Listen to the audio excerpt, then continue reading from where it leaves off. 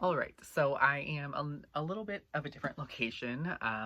This is my first video, like full video posted to YouTube in a couple of months again. But I kind of have talked a little bit about this year that I was planning on moving back to Maryland. So I am actually here. I'm in my new bedroom. I am at my mom's house. So, yeah, I'll talk a little bit about that maybe towards the end of the year because there's been just a lot of moving parts. The move is not completely done. I do still have things in Arizona.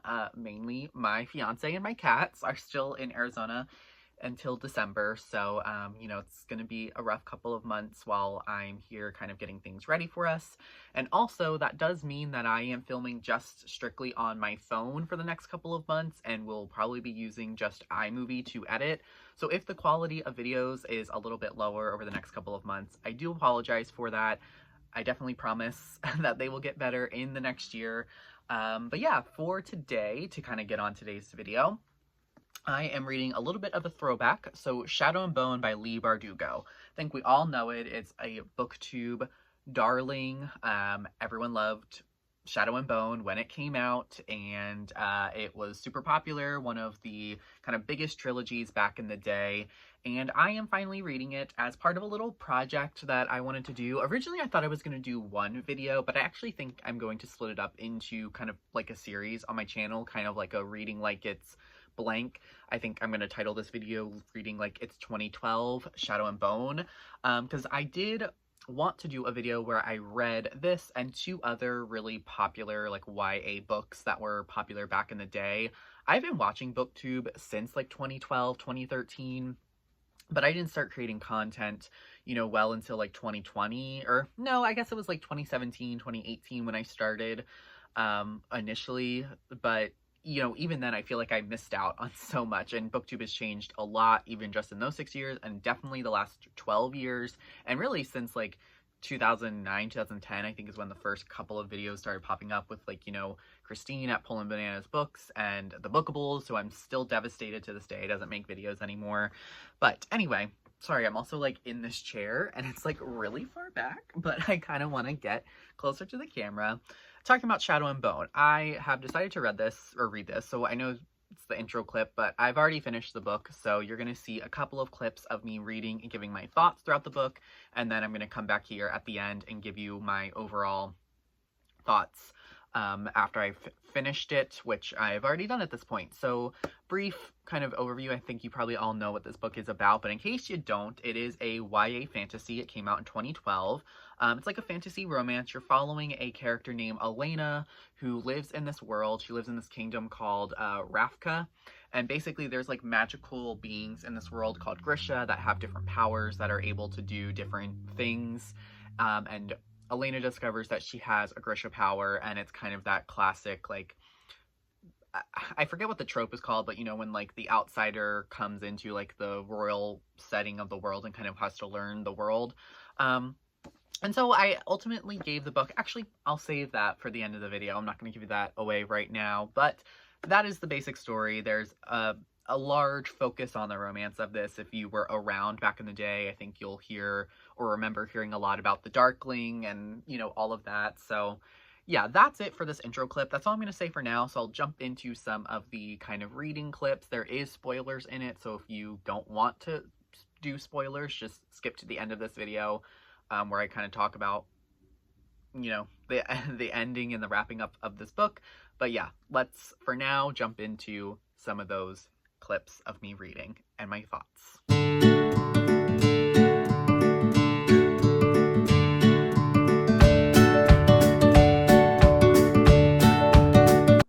Alright, so it's my first update for Shadow and Bone. I am on chapter 8, about page 118 into the book. And, let's see, what do I have to say? So, obviously, just kind of getting into the context of this book and my knowledge maybe going in, I was familiar with the story somewhat. I knew that it was about a girl who kind of discovered that she had these Grisha powers, and she basically goes to like this court and kind of falls in love with someone named the Darkling, who I knew was like the leader or something. And that's pretty much what I've learned and gathered so far. Now, I have read in the past the Six of Crows duology. So I read Six of Crows and Crooked Kingdom in 2019, I believe it was. And I remember the general plot of it and some of the plot points and some of the characters of that story, but I don't really remember how it fits into the Grisha world and, any overlap whatsoever that it has with the Shadow of the Bone or Shadow and the Bone trilogy. If there are direct or indirect references, I don't remember any of them because I had no context of this. And I'm pretty sure when I read that the first time, I said that I had no interest in reading Shadow and Bone, which is not necessarily true. It's not that I'm like dying to read this book or this book series by any means, but it's been popular on BookTube. This obviously is from 2012, and so far it is very 2012 coded, mainly in our main character of Elena. She is not pretty. She has, plain brown hair. She's described as like mousy and scrawny, and we just kind of finished up the part of the book where she's going to court for the first time and she's like made to be more beautiful or whatever. And truthfully, while I was reading this, just the entire time, I was really thinking about how a lot of this genre that nowadays we call fantasy, romantasy, whatever that genre is called, this really was like probably one of the pioneers of it, because it feels very much already that the main plot points we're getting are about the romantic entanglement probably of the characters. Like, I know that Elena and the Darkling become a couple of some sort. Obviously there is a bit of a love triangle set up because she has her best friend Mal, so that's going to be a thing. And Elena is friends with like only guys and kind of sees other girls like as competition, and has a lot of conflict already with a lot of the other females. Now, I will say she does have a best friend at court here. Zhenya, I think is how you pronounce that character's name, who does seem to be a female. So there's that. We love female friendship. We love women supporting women, and that doesn't always happen. But yeah, these types of stories, at its true heart and true core, it is a romance story. And so the fantasy or the world building elements, I think, typically tend to fall a little bit more by the wayside. And I have to say, after 118 pages, I think that that is accurate for this book. The Grisha world, like the ranking, the order, the hierarchy of it, I still don't know a whole lot about. And yeah, I am only 118 pages into like a 355 or 56 page book, so there's a lot more time to develop it. And I think that the exposition that we've gotten so far to develop the world has been done in a somewhat natural way. And so it's not like it's super info dumpy or anything. It's definitely felt pretty natural, but I'm a little confused as to, where our world is, what is the main conflict of this world. There is, at the beginning of this book, a breakdown of, like, the Grisha, I guess, ranking in the army or whatever, and then, of course, we have the map, which our main kind of plot is. We have here this main section is called the Fold, or the Unsea, which is like filled with monsters and seems to be really treacherous to be crossing. And then you have Ravika, which is our main setting, and then I guess we are also at war with this northern land, Verda. I'm not even sure how you'd say that. But I will say that the like kind of like a Russian-esque setting is different. I do enjoy that aspect of this fantasy setting. It's not just strictly like a kind of medieval or like English type fantasy setting. It's taking a lot more inspiration in the naming and cultural aspects from more of like a Russian setting, which is cool. It's different to see. It's fine. The last thing I want to touch on as far as the first couple pages, something that stuck out to me, and I'm sure this has been discussed in other parts of the internet, but I'm not really in this like fandom or this book series. but what the heck are we doing with a Darkling being 120 years old, but then he's gonna fall in with Elena, who I can presume is like 18? Like, what is up with that? That is a little weird. I know that some people, like, there's been discourse of the, like, age differences that you see in fantasy books when we have new characters of, like, mythological or mythical origin who tend to live longer than human characters. And so then when you have a human character with that mythological character and they're paired up, and while the ages of the characters appear to not be different, like, I think two good examples of what I'm talking about is in Twilight, right? Like, Edward as a vampire is like over 100 years old, I think, in that, but he was turned and is kind of perpetually stuck as what, like a 16 or 17-year-old, I think, is how old he's supposed to be. I don't know, I've actually never read Twilight, and I've never really seen the movies. I've seen parts of them. But then also you have another vampire example. You have Buffy, whereas like Angel himself was turned like in his 20s, so not only has he lived for like hundreds of years, when him and Buffy meet in season 1, Buffy is a sophomore in high school, so she's what, 15 or 16, and he is already like a vampire who is hundreds of years old, but he was turned and is stuck in the body of like a 22, 23-year-old. I can't remember how old Angel is. And like that is kind of a weird aspect that is kind of just come to the forefront of like fantasy romance type settings now. So while I don't think that's going to ever be brought up and ever become sort of a conflict or an issue in this book, it's definitely a little weird to me. But as after this first check-in, I will say that I am liking it. It's enjoyable so far. It's a good read. I think you can definitely tell that it's an author's first work. It has a little bit of that hallmark of just a little basic, and not in like a bad way. It's just a little basic so far. And I do remember Leigh Bardugo's writing being better in some sort of ways in the Six of Crows like duology, so I think it will get like better. And again, not that it's bad. It's not bad. I'm not like saying that it's not good, because it's perfectly serviceable, and it is the first book in a series, and you know, all of that other aspects. I'm just saying that the writing is not anything to write home about necessarily. I will say also, and this has kind of been documented a lot, I'm not a fan of like flowery writing or anything like that. I definitely like kind of more straight to the point, straightforward but still descriptive writing, and this is that so far. It's not super flowery, and I don't think that Six of Crows became flowery either. So hopefully, you know, the rest of the series stays pretty grounded as far as the writing and the descriptions. But yeah, that is everything so far. That is how I'm feeling, you know, like 33%, something like that, into this book so far. So I will continue reading, and I will give you an update after about the 50% mark, somewhere around there. And yeah, we'll see how things go.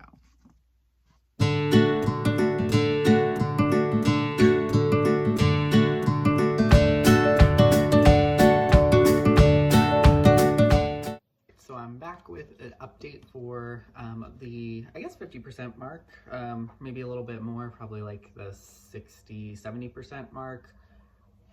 Probably not quite 70, probably like 60% mark, but Shadow and Bone, yes. What do I have to say?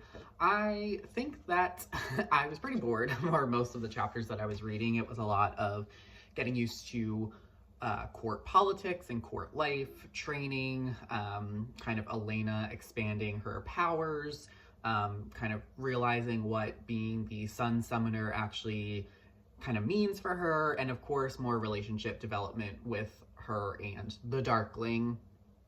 And I just was kind of bored a lot through it. I thought that the like court machinations and getting to know kind of the important court players was interesting. I found that to be pretty intriguing and pretty well done, with being set up of who some of these important players are. And there's a little bit of a mystery going on with like the High Priest constantly kind of being cryptic towards Elena and kind of wanting to speak to her about something that's going on. And I think that's going to have to do with kind of like probably our third act twist of some sort. I don't really know what it will be. I have to say, I don't have any guesses or anything. And in some ways, maybe that's good. In some ways, it could be bad because there's like no foreshadowing for what's going to happen. But I feel like there's been hints of some stuff, and I just don't think I've picked up on it, if I'm being honest. So I kind of want to give the book more credit in that front and on that end. But as far as kind of the main point of the book, or the plot, which realistically is the romance between Elena and the Darkling, I don't know, I'm just kind of not feeling it, you know? It's a 2012 YA fantasy romance tropey kind of situation. I just don't see the chemistry. Like, it's... I guess in some ways it makes sense because the primary demographic of this book is teenagers, right? Like, that's what YA is written for, is teens, like typically 13 to like 18, 19, I guess. And when you are that young, a lot of the times you do have more like infatuations with people, and you just kind of see them and you're instantly attracted to them. And the conversation is like flirty-ish banter. And that's really all that this is. There's not been a lot of substance. They haven't really shared a whole lot about themselves or who they are as people. So while it's fun that they're like flirting or whatever, I guess, there's like no real relationship here. And everyone kind of commenting like, oh, I see how you look at him. I see how he looks at you. It's just kind of getting old, because like, what, are we supposed to glean that they're like falling in love from these glances? Because to me, it's just reading as like they have like sex eyes for each other is like kind of all that it is. And the constant like talk of Elena being so plain and boring, I guess it's not that constant. It was pretty constant in the beginning of the book, but it's kind of died down now that she's like used to the court life and used to kind of the glitz and glam of it. And that's just like, of course, you know, like one of the most powerful and well-known men in all of the realm are going to be attracted to her, and you know, when no one else has been before. And the chapter I just read, I think it was chapter 14, ends with Mal coming back to the castle, and like they get in this weird argument, fight kind of situation, because he's like, I guess, jealous of Elena and the Darkling, because, you know, he sees it too. I see how you look at him. I see how he looks at you, blah, blah, blah. And then she's like, well, you didn't read my letter. It's just like, okay, whatever. Like, the forced love triangle. Like, this is such a forced love triangle. And it's not even necessarily like a love triangle. Like, sure, Elena had like a crush, I guess, on Mal, but like, I feel like the much more compelling way to have written this book would have been to make Mal and Elena much more of a sibling type relationship and dynamic, and not a romantic dynamic. I think there's a little bit more stakes in it for both of them if it's more of a sibling or family member that might be in peril or trouble versus just a romantic partnership. And it's so easy to do the sibling thing because they've grown up together ever since they were kids. And if they're not going to be like the main focus of the love story of this first book, of like childhood friends to lovers kind of trope situation going on, why even make it that? Because, you know, I don't know, but I'm just assuming then that the second book, there's going to be some sort of instance where the Darkling and Elena probably are not speaking and not on good terms, and then she turns to Mal, and then finally in the third book, we'll probably get some resolution to where she's going to be. And I mean, I have to imagine that the third book ends with Elena and the Darkling getting together and like possibly ruling the lands of Rafika, whatever, together. Because I also think the king and queen are like shady. I think there's something going on with them. I can very much see it being like a Throne of Glass situation where the king of Adderland is like actually, oh wait, I'm not gonna say that, there's a little bit of a spoiler, but like the king is like kind of one of the main villains for like the first half of that series before it kind of shifts to a different half, really. But anyway, sorry for that almost spoiler for Throne of Glass, you know, a book that's also been out for like over 10 years, the same as this one.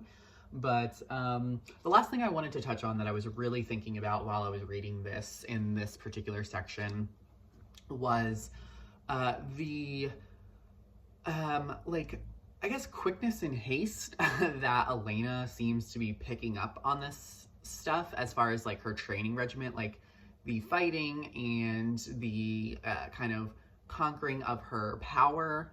I mean, in the book, like in real time, it's been a couple of months, like we've discussed in like the course of 2 to 3 chapters that we've gone from like fall to we're like now entering the spring-ish time. So I can imagine that we've passed through about 4 to 5 months, possibly 6 to 7 at this point, that Elena has been at court training. So in real life, that is a long time. That's like almost a whole school year, right? School typically is like 8 to 9 months, depending on, you know, where you go to school and all of that stuff.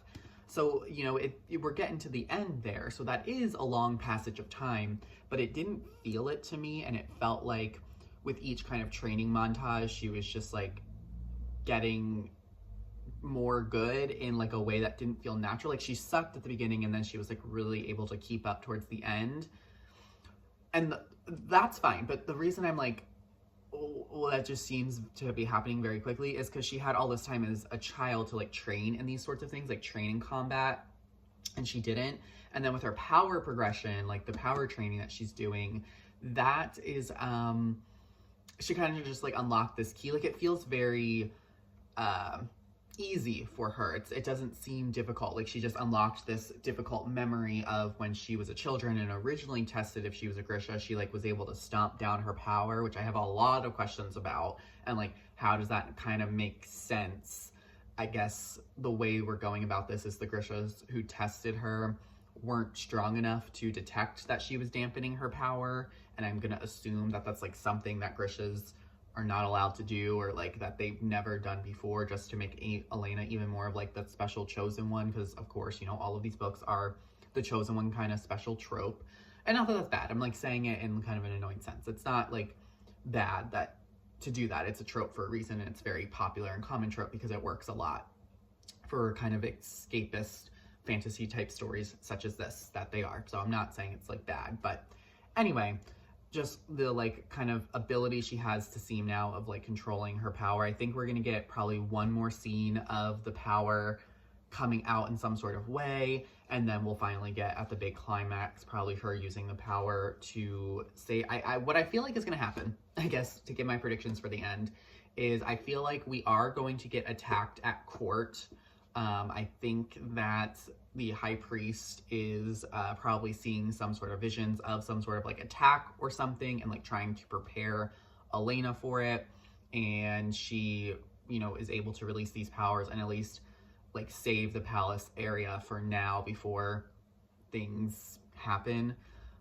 That's what I think is probably most likely going to happen towards the end of this book. So that's where I'm at. I'm on page 240. What am I on? Sorry, 232. So I have like 150 pages left, I think, or just about. So I'm definitely going to be probably finishing this like today, I would imagine. Is that how many questions or how many pages I actually have left? What is the final page count of this book? 356. Yeah. So I have like 120 pages left or so. So yeah, that's where I'm at. I will come back after I read the book and, you know, wrap up my final thoughts, and that will be that. So I'll catch you there. So I am back here, as you saw in the beginning of the video, and I'm going to be talking about the last like 120 pages of the book I read and my final thoughts. So overall, the back half I found, if I'm being completely honest, really boring. Like through the first half and like probably first 75% of this book, it actually was a 4-star for me. I had some issues, mainly with the world building. I thought that the world building definitely could use work. I'm just so confused as to what are the Grisha? What is the powers? Like, why are we at war? Like, what is the fold exactly, and why are we separated? Can't you just go around the fold? Like, can't you go north and up? And maybe that's what they do, but it's just not well explained. The world, while it's a cool setting, I like the Russian setting, as I said, it's just not explained well. It's not, in my opinion, I don't think it's explained well. And I've talked a lot about how, well, I think I've talked a lot about how already I think Leigh Bardugo gets much better. I've read Six of Crows duology, as I mentioned before, and I don't remember feeling that way during those books. Maybe I did. I also don't remember too much of those books outside of like a few select kind of character interactions and important plot points. So I think she did get better at it, but I'm interested in continuing in the series and seeing how the world building is built up more. And then as far as the actual characters, you know, I just don't like the whiplash of the, like, forced love triangle. I stand by my stance that Mal and Elena would have worked much better as a sibling dynamic and not a romantic dynamic. Because I just did not care as they were tromping through these freaking woods, kissing all up on each other. Like, ew, disgusting. You haven't showered or anything in, like, days, or, like, brushed your teeth. Gross. Yeah, I don't care. And I don't like Mal as a character. Like, I don't. I actually like Elena. I think Elena is cute. She's a little sassy. She's very much not like the other girls, typical 2012 YA heroine lead. You know, but she's cute. She's cute. I like her. I don't like Mal. I think he's so annoying. Like, he really, really is annoying. And I will say, as far as, like, the main twist of this book, that, like, the Darkling's actually evil, which I guess I should have known, but I don't know. It just kind of came out of nowhere for me, I think, in the book. Like, yeah, Elena repeats a couple of lines that, like, looking back to her, she, like, should have known something was off. But to me, I don't think the twist was set up well, and maybe I'm just dumb. Maybe I'm just an idiot. Maybe I just missed it. Maybe I wasn't reading closely enough. Maybe I was reading too quickly. I just didn't see it. I didn't see where it came from. I didn't see the foreshadowing. I don't see why he needed to be evil when we have the king and queen set up right here. Like, why are we trying to overthrow the king and queen if they're the evil ones, but then the Darkling's the actual villain, which, you know, I don't think that that's going to stand through the rest of the trilogy. I don't think the Darkling is going to be our main antagonist, probably throughout the second book, but then probably by the end of it, I think that Mal and Elena are going to be split up. Oh, and that's another thing, is the, like, threats of these books. Because, spoiler alert, I did start Siege and Storm, actually. I'm, like, 50 pages into it. So, like, a little bit of a jump ahead. I'm just so over, and I know it's done a lot, and it's not just YA, and it's not just these books. I'm just talking about in general, the, like, fake threateningness that our characters get put into. Like, there's no world where the Darkling is ever going to actually kill Mal, and now in two separate scenarios, both at the end of this book and then within the first 50 pages of Siege and Storm, like, Mal is captured and being threatened by the Darkling, but, like, he's never gonna die, obviously. Like, I think if this were an adult fantasy, or even a YA fantasy set up now, I actually think that Mal probably would have been killed off at the end of this book, but just they were never going to do that in 2012, because we needed to have a love triangle, we needed to have some sort of romance, and if Elena's mad at the Darkling, we still need her to be hooking up with someone, and that needs to be Mal. So that's kind of it, I guess, for my thoughts on the book, to kind of wrap it up as a whole. I did give it 3 stars. Would have been 4 without the ending. It really brought it down for me. But still, I think that this book was good. It was enjoyable. I can really, really see why it was super popular in 2012 when it came out, and why it became kind of one of the breakout hits of BookTube, and kind of what the girly pops were looking for back then. It really has everything in it. It has your romance, it has your fantasy, it has kind of your escapeness, it has your learning to control magic trope. You know, it has all of the things that make a book popular, so I see why it was popular.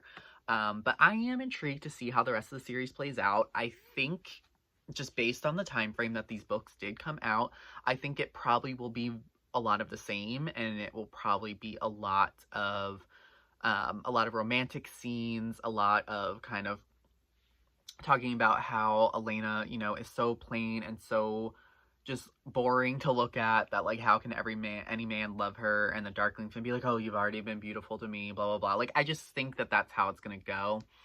But I'm hoping that there is some interesting plot twists and plot points in it.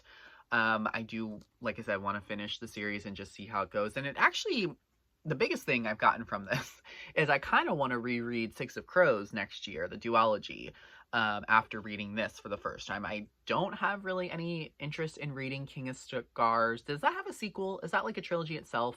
Which I think that is set around a character maybe named Nikolai, which I don't think we've met. Have we? Is that the name of the character who, like, dies that I didn't even mention at the beginning? Like, Elena's friend who's, like, ripped. No, that was Alexei, right? Yeah, that was Alexei. Like, Elena's friend. I don't think I mentioned him at all. But anyway, yeah, I think, is it Nikolai or is it Alexei? I don't know. I don't know. We'll see. We'll see. I'm intrigued to continue. So that's it for this book, wrapping it up. So thank you so much for watching. Please, please, please let me know what you thought of the Shadow and Bone trilogy if you've read it, what your ranking of the books are, what your favorite in the book series is, and if you think that it is worth it for me to read King of Scars in the future. We'll see. Maybe I will. But that is it for this video. Thank you so much for watching. I love you all. And I will talk to you again very soon with another video next week. Bye.